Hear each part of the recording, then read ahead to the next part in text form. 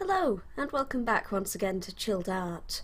I had a request after the previous video to do something about creating figures that have sort of, I suppose, life and dynamism and that don't look stiff.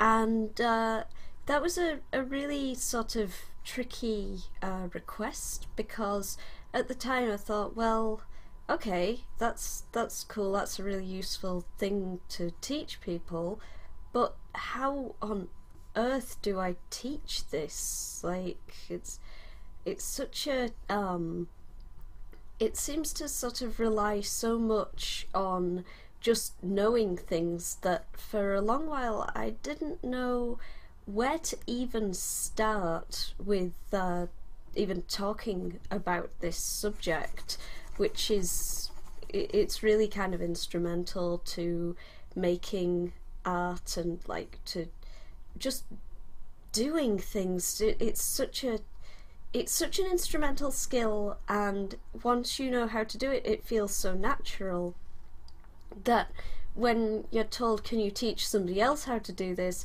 it's sort of like, where do I even start? Like, so I started thinking about it, and I realised that one of the major problems that people run into, it isn't the fault of the person, it's the fault of how they've been taught.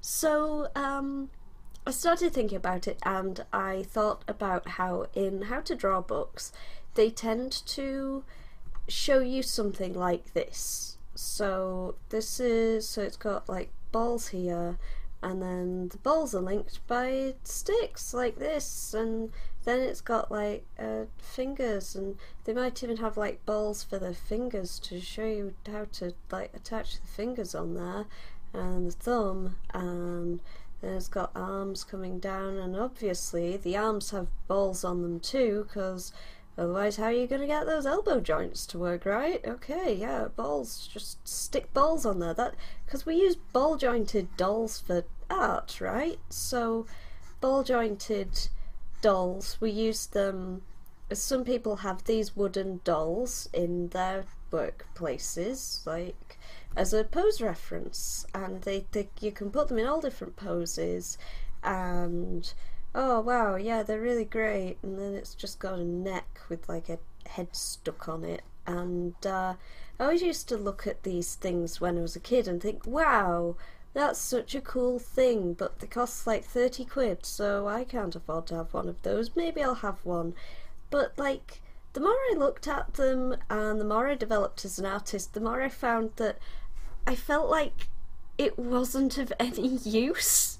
Like, there are several problems with the ball jointed doll method that I have found over the years, and even as a kid this seemed instinctively like a bad way to draw people. Bad way to draw people. Because this isn't a person, this is a robot. Okay, so several problems. Firstly, this thing is not even accurate. Okay, so the problem with the ball jointed doll is that it assumes that the joints of the body are not actually, whoa, why am I on such low, oh right, somebody else used my Photoshop. Okay, so it assumes that the joints of the body are in these locations, okay? Okay, so you've got joints here, and then there's nothing here, nothing to see here. This is all a block. Okay, block, block, and then there's a joint here, and here, and here, and here, and here?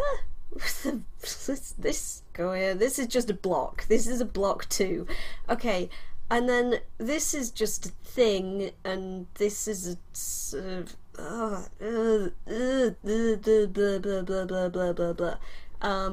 sorry, I'm not being very kind of expressive here.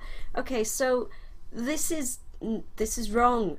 That's not how the body is constructed, okay? How the body is actually constructed is you have a joint here, it's at the top, and these are cantilevered on things here and here, and then you have a whole wiggly thing down here, and then these joints are on the outside, they're like this, and then the joint is at the front of the knee, it's not in the middle, and then this thing goes down here, and then there's a joint here, and then this is wiggly, and then there's like there's a hard bit at the back, but then this bit is wiggly, and so your toe bones go right down your foot basically, and they're just inside, kind of like how a penguin.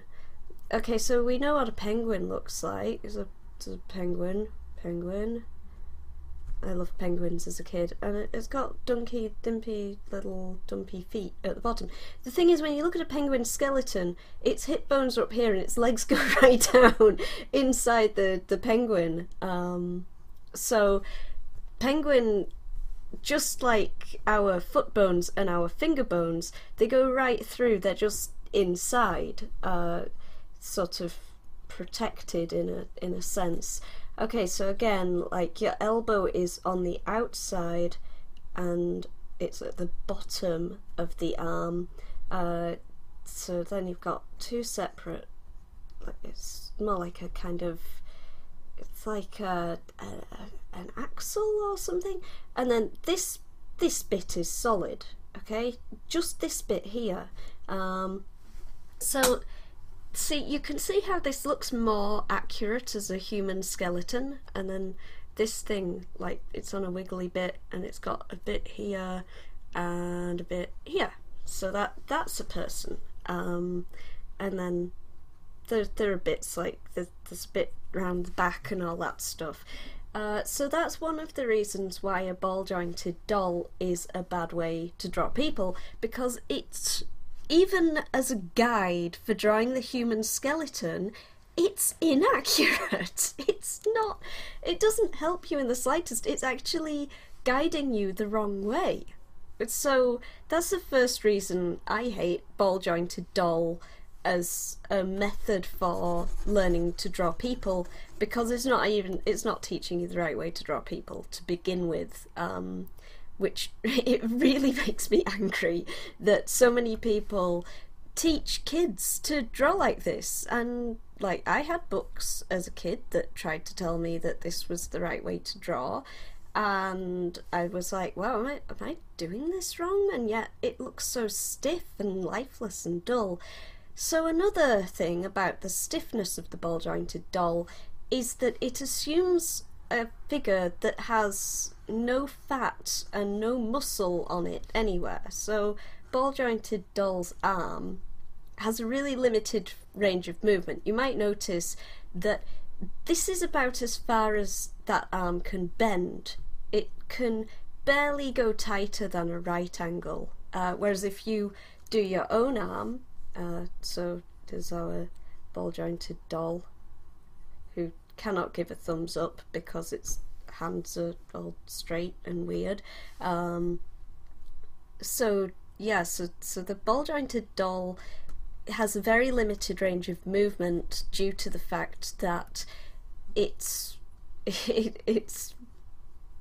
not built like a human, but also, so your arm can go right up. It can pull right up in on itself, like sort of this, and you'll notice when it does, you get this squishing. It squishes together, and like it'll kind of bulge out a bit around this area here.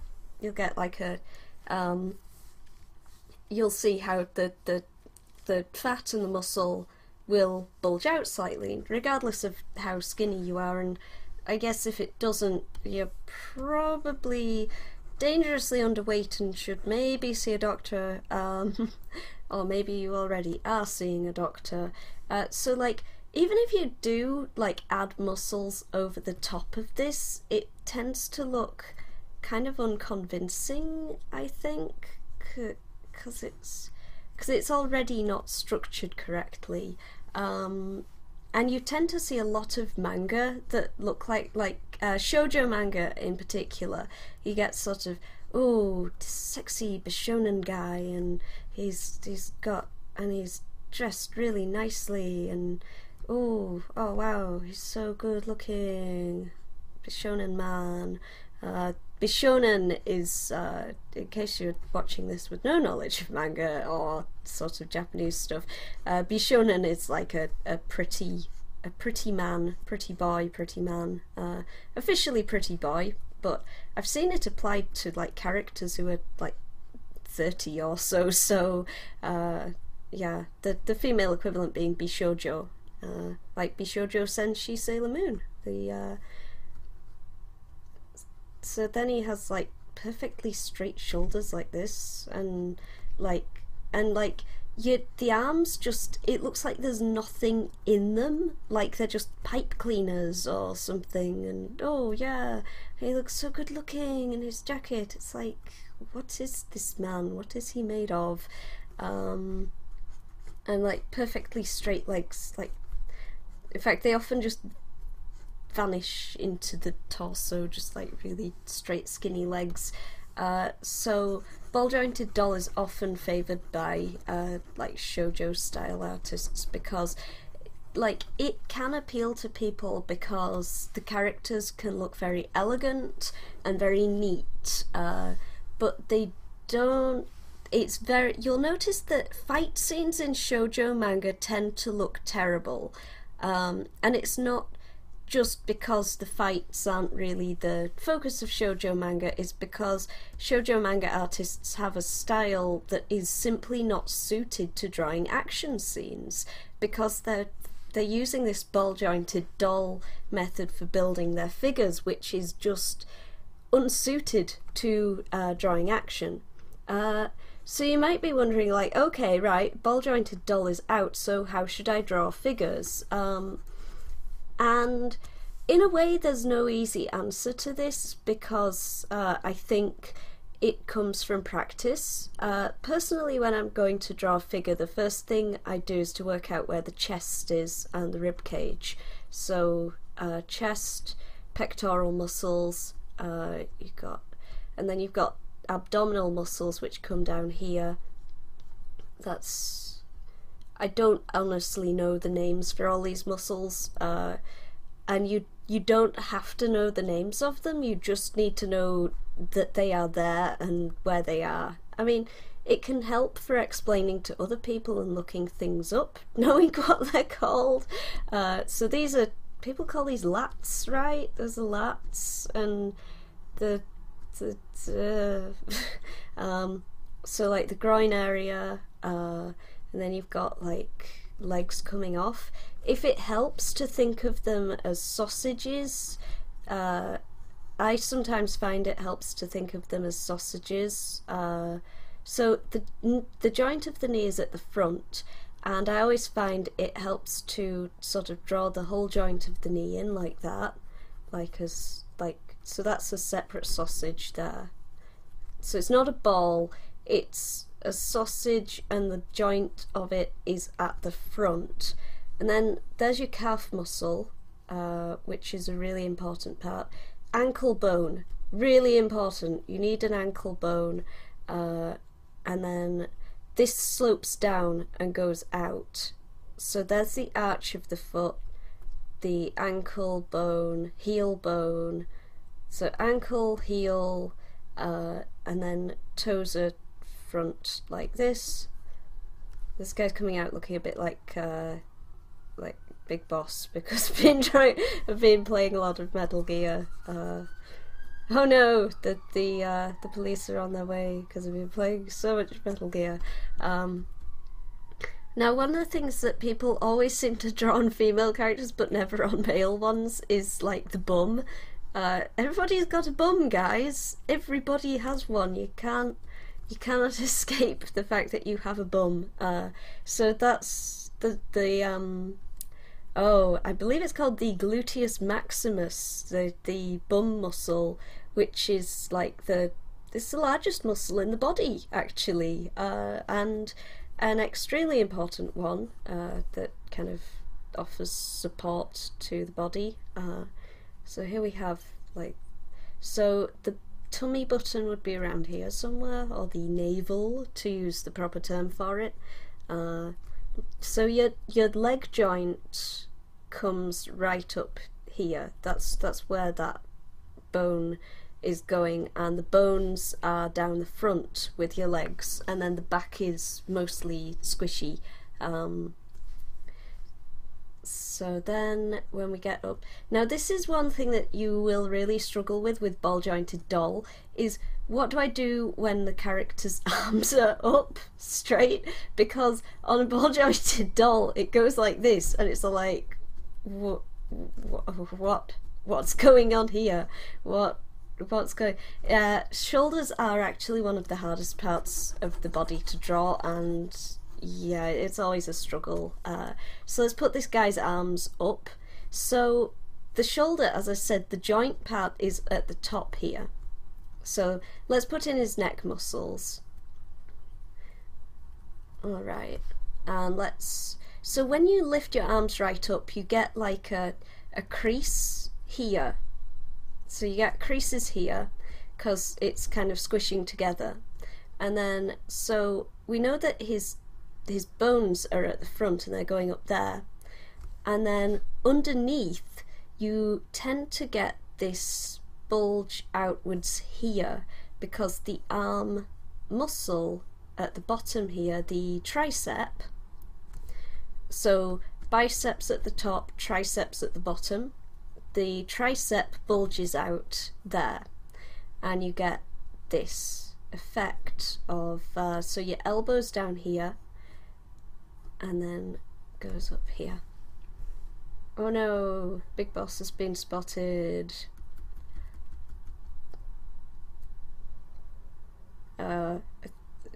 The eye patch is on the, yeah, now it's Big Boss with his little spiky horny thing and his 80s ponytail. Yeah, perfect. Excellent fan art.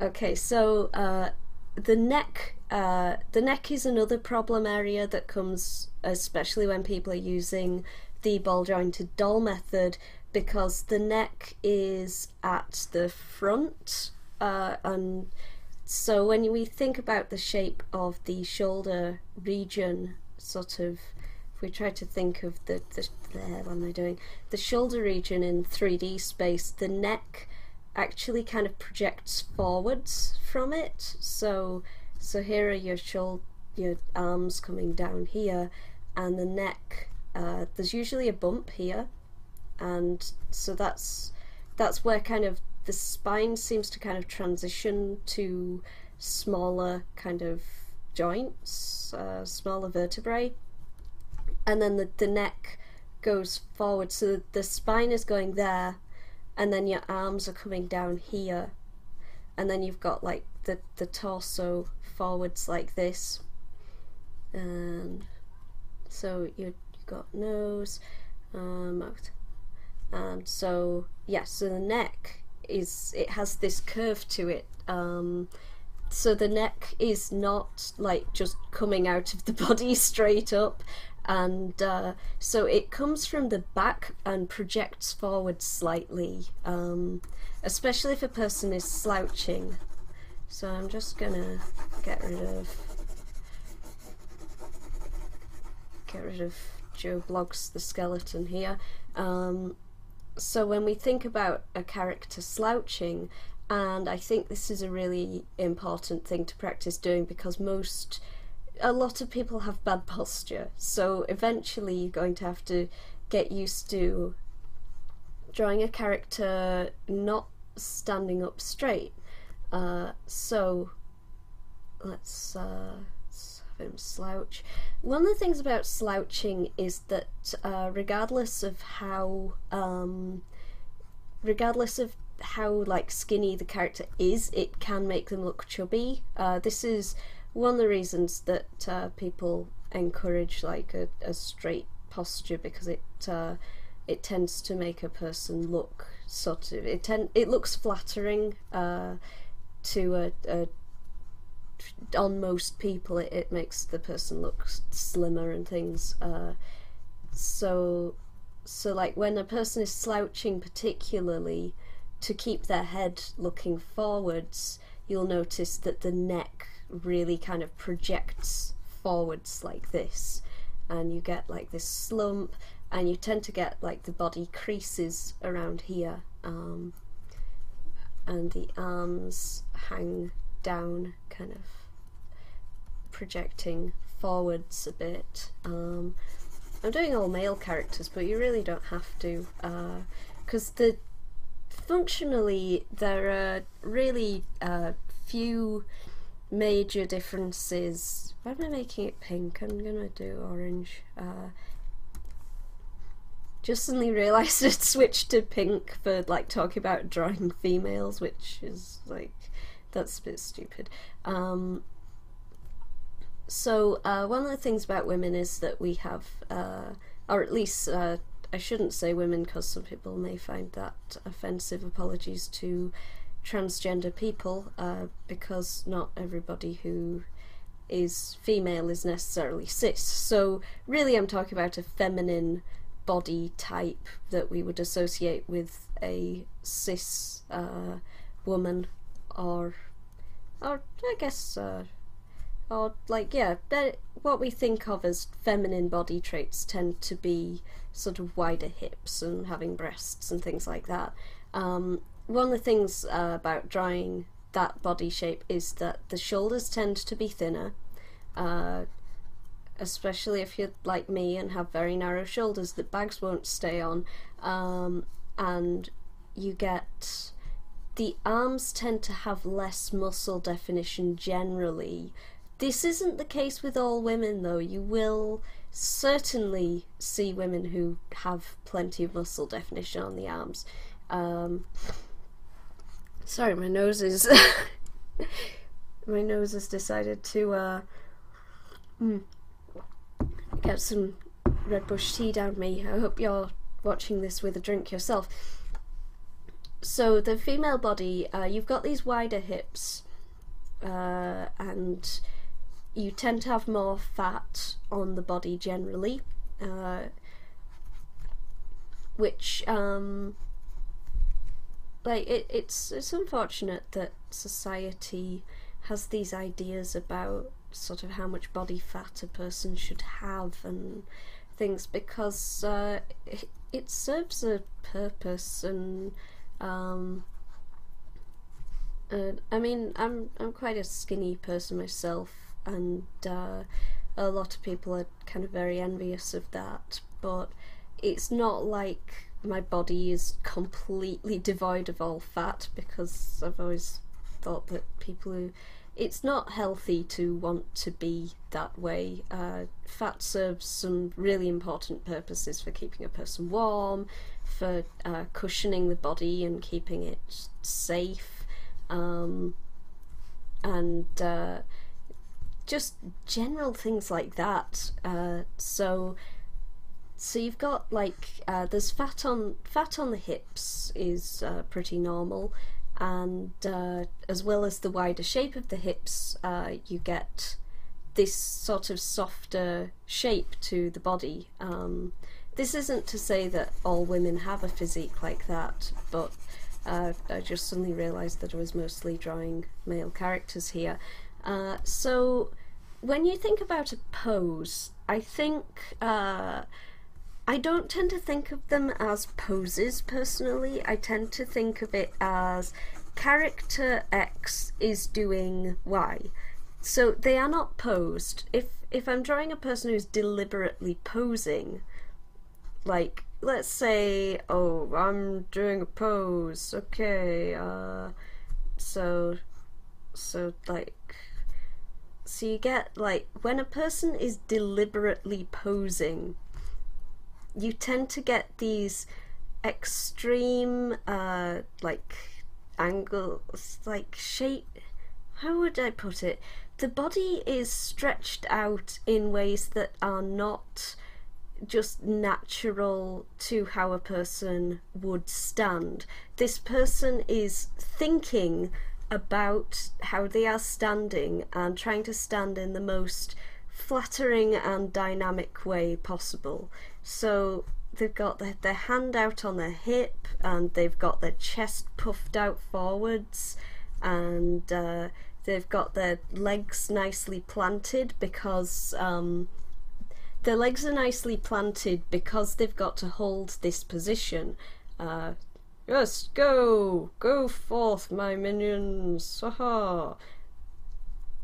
So this is a person posing. They are so you can imagine this character is like, maybe they are a hammy actor in a play, or maybe they are posing because somebody over here is painting a picture of them. Like so here's Gubbins the artist, who's just like, this is terrible, why am I stuck drawing this idiot? So that is a pose. That's a pose is when somebody deliberately assumes and holds a position, whereas when a person is doing something, they are not actively thinking about how they look, or at least I suppose an example of a pose in like more everyday setting would be like, oh, I'm stood at the bar and I'm totally casual, but I've put myself in an oddly sort of flattering and like contrived pose here, like, so they're leaning against the bar, and like they're trying to appear relaxed, but they are kind of obviously deliberately trying to look cool, and sort of they've put their body in a position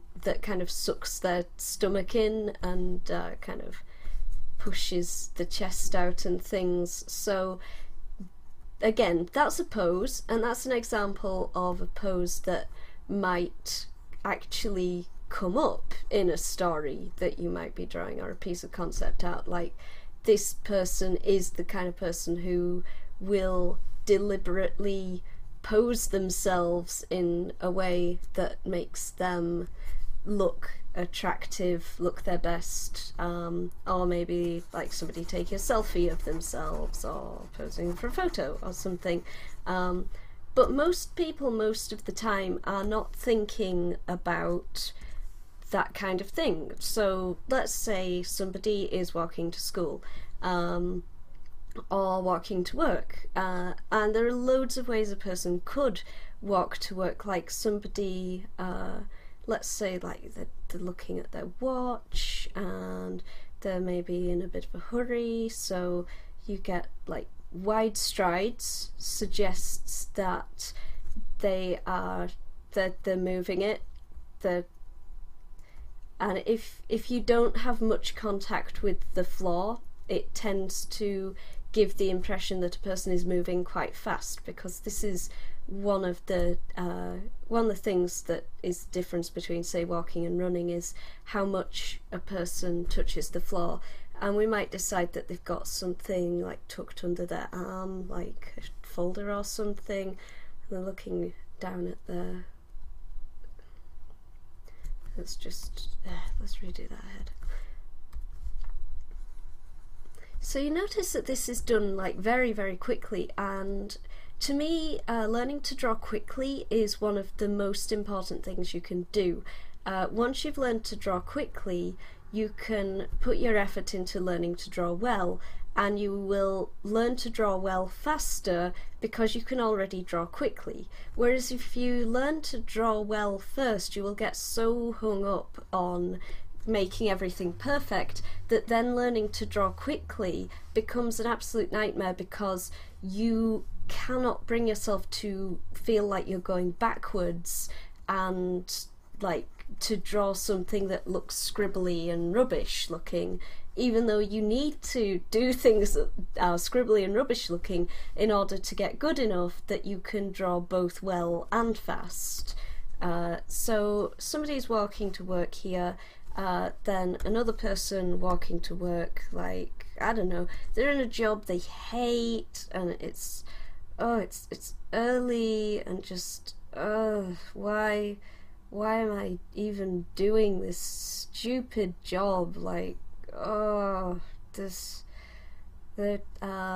let's say that, like, they've got their hands in their pockets, so yeah, maybe they're wearing like a hoodie or something, and it's like kind of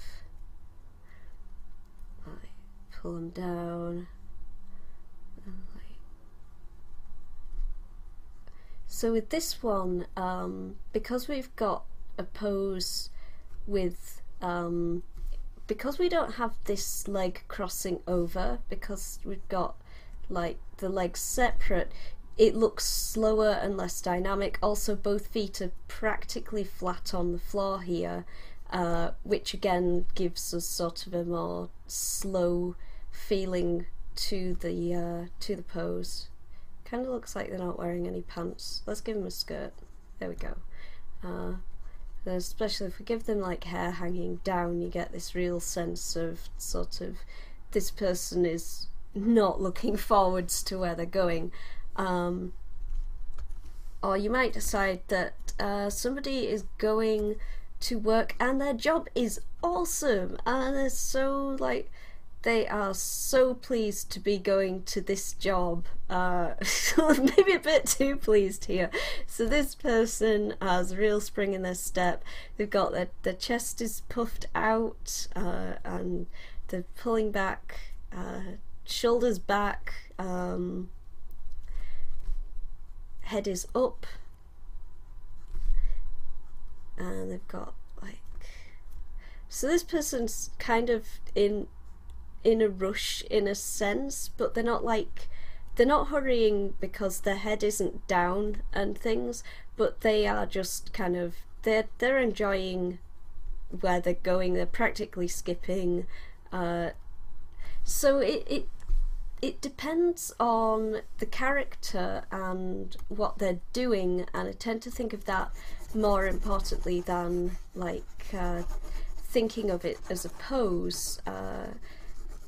And I mean, this can apply to anything. It's sort of like, what is the character doing? And it doesn't have to be the case that what they're doing is an active thing. They don't have to be running, jumping, whatever.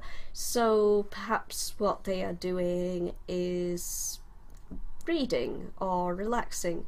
So sort of we think about sort of, oh, they're chilling out. So like, and how you chill out can depend on where you are. Like, somebody with their legs splayed out like this is clearly comfortable in their present place.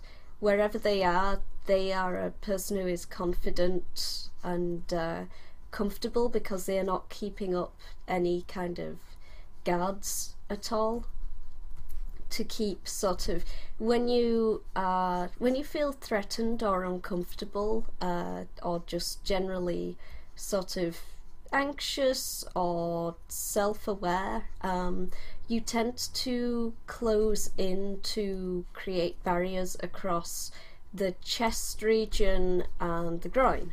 So for example, a person who's just, this person is totally chilled, they don't see any problems coming their way, they don't feel embarrassed about their body or sort of self-aware about where they are.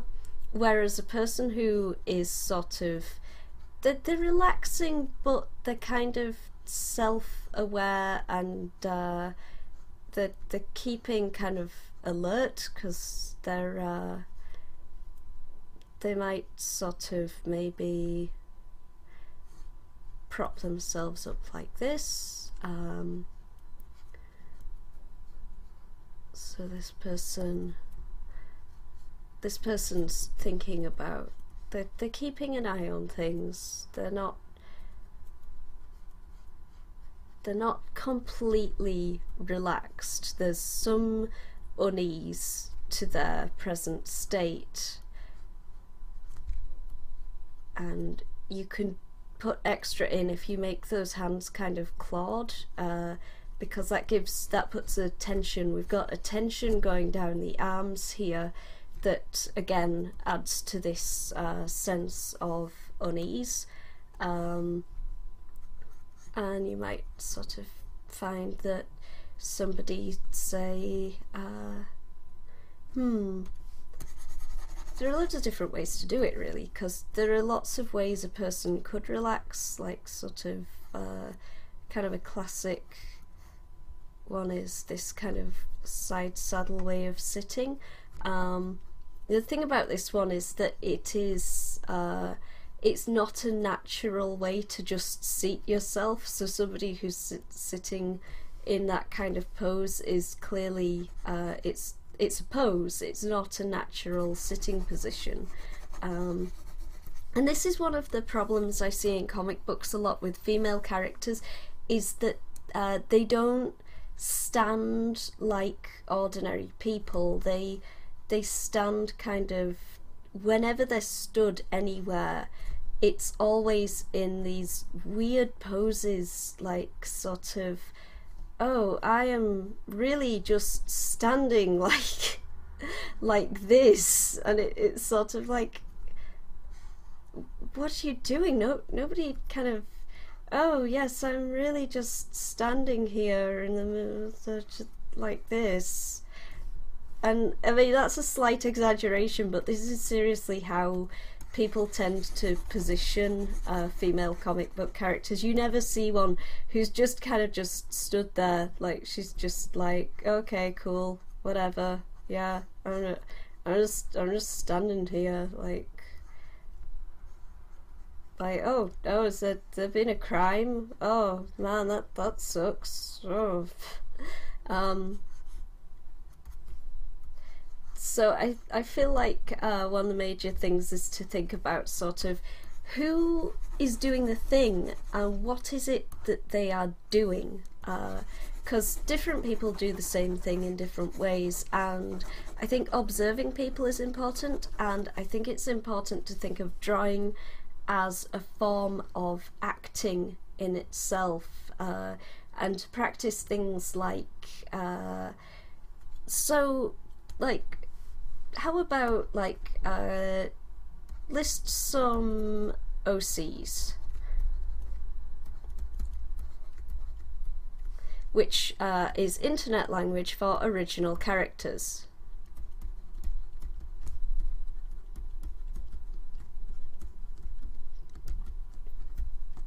Okay, so list some of your OCs or some characters from fiction.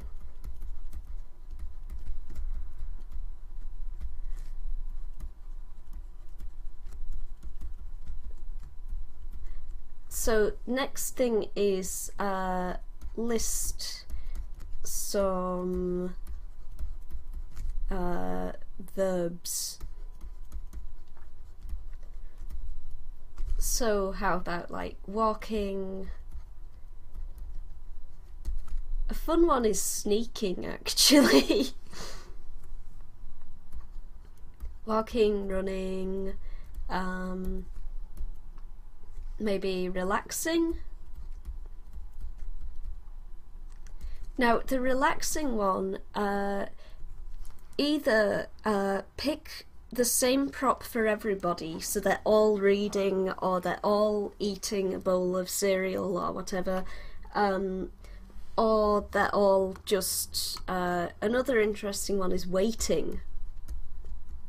How does that character wait? What?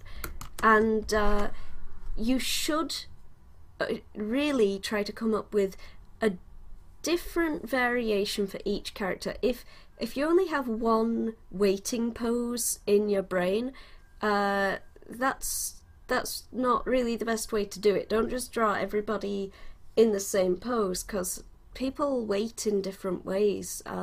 Some people are anxious when they're waiting, other people are impatient, some people take it as an opportunity to relax, some people space out completely, Some people take an active interest in what's around them and are like looking at, like maybe they're looking at the cars going past, or they're nosing in on things. Because I remember seeing there's a common an animation exercise where the goal is you draw everybody, and you may have seen this one. They walk into a room. Oh no, yeah, sure.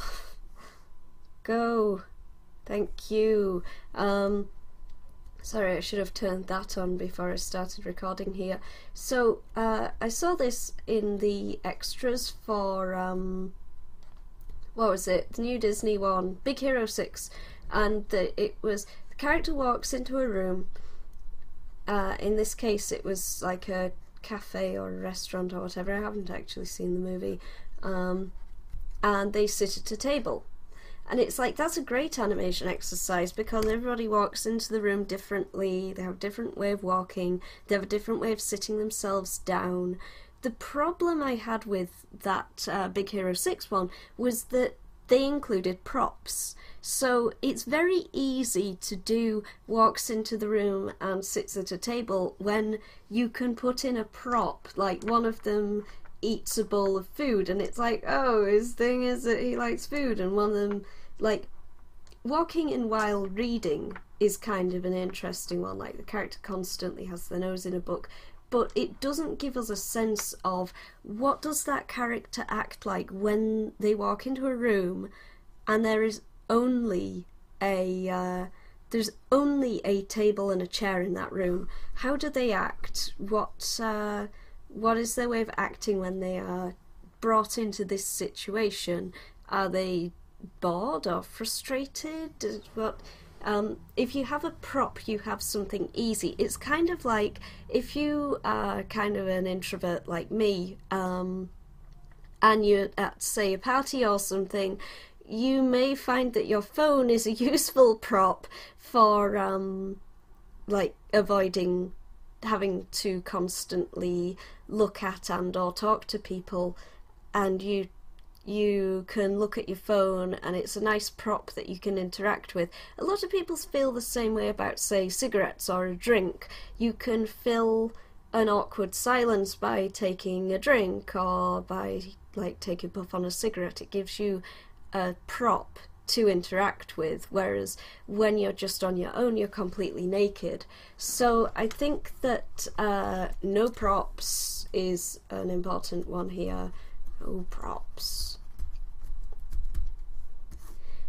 So try to think of poses not as poses but as actions, and to think about the character you're currently drawing and what sort of ways they would stand and act and move and fight and talk to people, because I don't think there should ever be such a thing as a pose that's just a pose. I think that really a pose should be a position that the character is presently kind of in.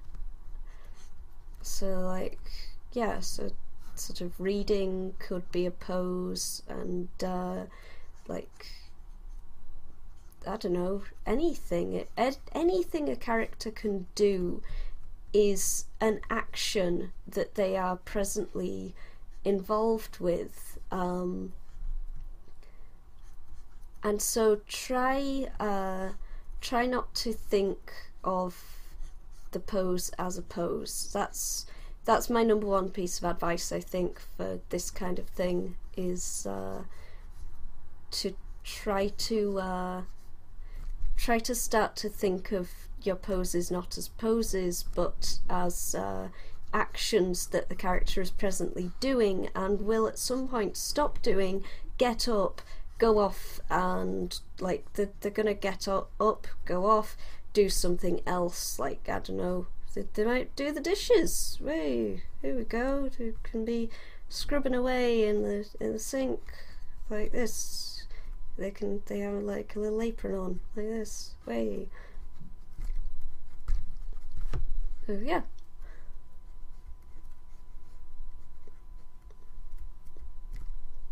now it looks like it's got Baymax eyes, thinking of like the Big Hero 6 thing.